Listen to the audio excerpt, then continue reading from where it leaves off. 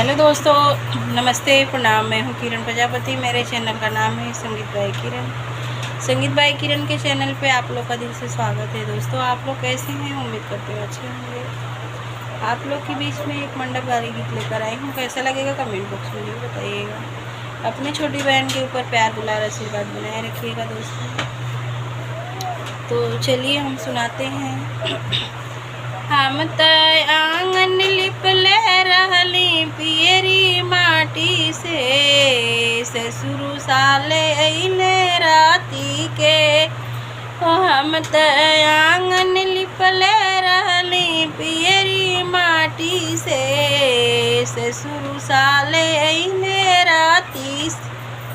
कइले करार रहले सोने के गहना, कइले करार रहले सोने के गहना।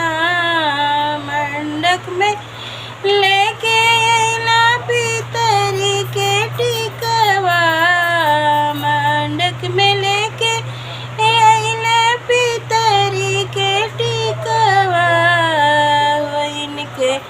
मार के भगावा डंडा लाठी से, ससुर साले अइले राती के। इनके मार के भगावा डंडा लाठी से, ससुर साले अइले राती के। हम त आंगन लिपले रहली पियरी माटी से, भसुर साले अइले राती के। हम त आंगन लिपले रहली पियरी माटी से, भसुर साले अइले राती के। कइले करार रहले सोने के गहना, कइले करार रहले सोने के गहना। मंडक में लेके अइला पितरी के नथिया, मंडक में लेके अइला पितरी के नथिया।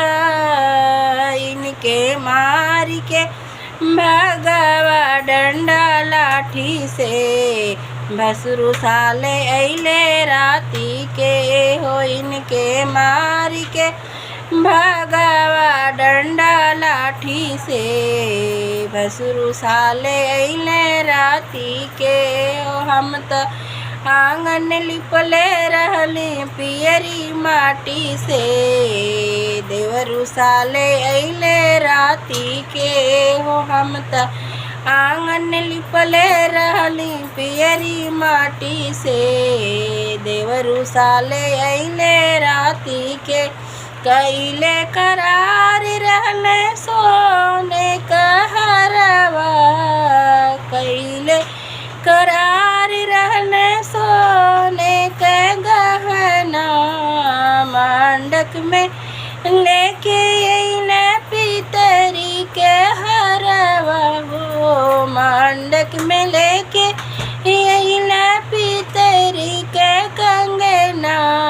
इनके मार के भगावा डंडा लाठी से, देवरु साले अइले राती के।